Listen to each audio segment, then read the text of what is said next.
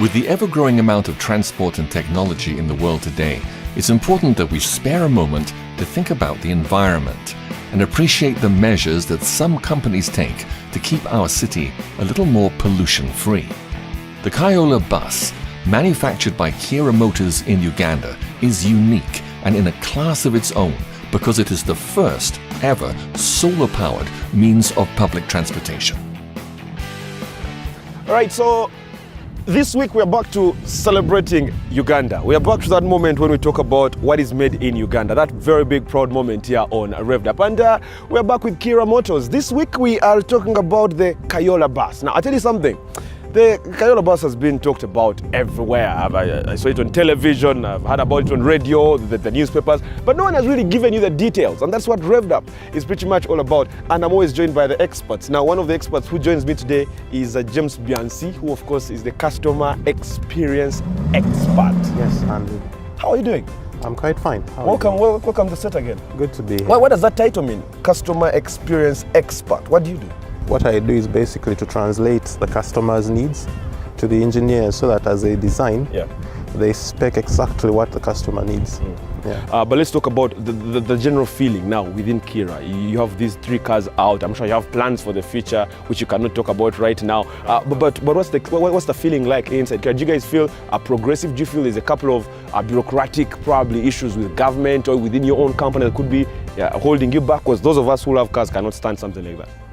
Well, I must say we're at a point where it's really exciting, first of all, to be in Kiira, because we are growing every day in terms of capacity. The numbers are growing, the numbers of staff, the technical expertise is coming on board. We may have started out at the university, but at the moment, as we grow into a company that's going to make cars made in Uganda, we're taking on the right skill and talent. And then the environment we're operating within, that's you look at government and the economy itself, it's a good time to be in Kiira, I must say. I've just been looking at some of the statistics.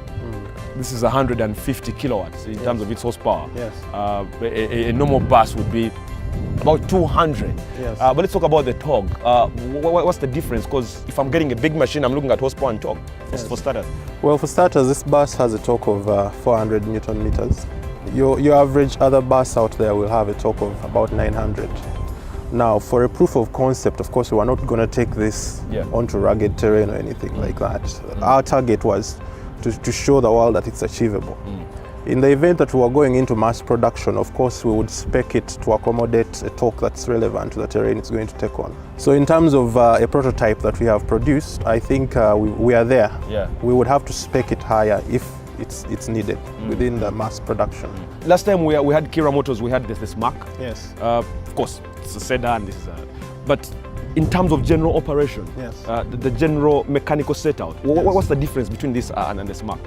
Well, the general difference between the Kayola and the Smart is that the Smart is a hybrid. That means it's on top of the plug-in electric drive. It has a generator, an onboard generator that would be engine, which still charges a battery bank. Now, the difference is the Kayola is purely electric. It has a 75 kilowatt hour battery bank, which gives you a range of about 80 kilometers. Yes, which gives you a range of about 85 kilometers on the road. So if you're plowing the most common routes within Kampala, you're looking at about 9 routes before you have to charge again.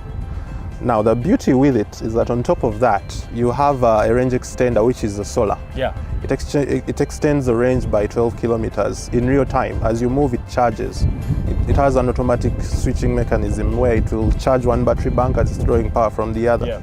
Yes. I have 2 final questions for you, and this next question means a lot to me and the country, and you know what has been said by the president, by the ministers.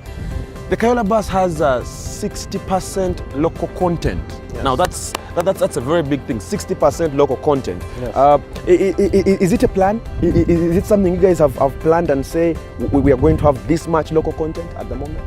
When you look at the bus itself, I would say the only thing that was maybe brought in and integrated locally is powertrain components. things like the motor, the transmission, because we have not yet built capacity to produce that locally, or even the tires, because in our mandate we're not just looking at making tires. Someone out there will come and do that and supply it to us. But the idea is you start with the body itself. This entire body is built in Uganda. These sheets are actually from a local supplier, the body panels. When you look at the seats, they are designed and built locally. So when we talk about transforming people's lives, you are empowering them to have something they can bring on board within the automotive industry.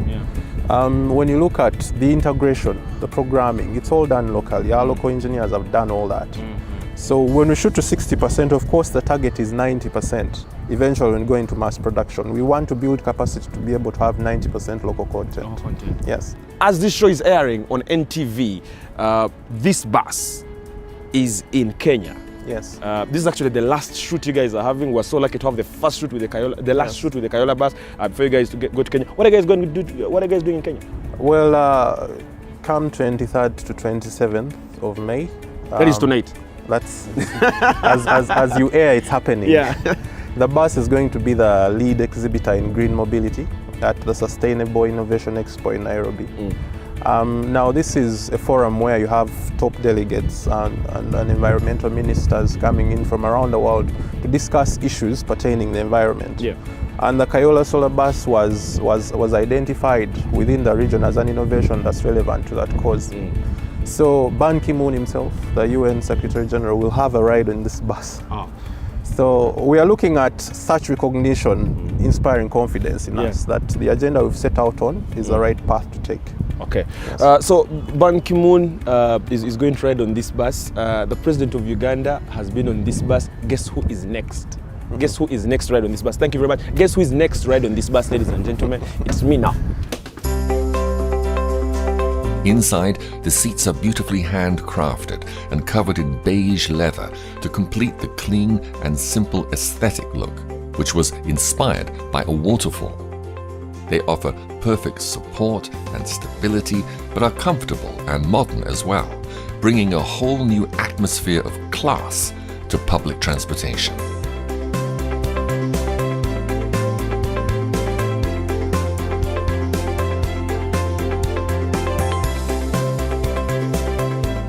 All right, now one of, like I said before, one of the more beautiful things about the Kayola bus and having locally made cars in the country is the other industries in the country do get to benefit as well.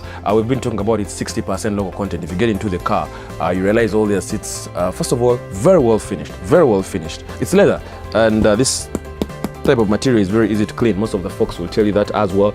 If you look at the finishing on its steering wheel, it's leather as well. And now this only means one thing though, to Uganda's economy. It means that Uganda's leather industry and everyone else who works within the leather industry or connected to the leather industry will now get to benefit. Because just imagine for 1 second, if we got to have the industry up and running and then there were 400 or 500 of these to be produced, what would that mean to the leather industry in this country?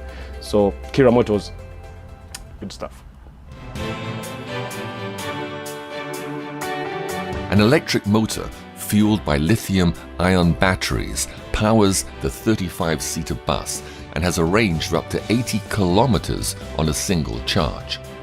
The roof displays the solar panels which charge the batteries, and because there's no fuel combustion, as in a conventional engine, it has a much smoother ride. It's inspiring to see Uganda starting to make environmental progress regarding public transportation.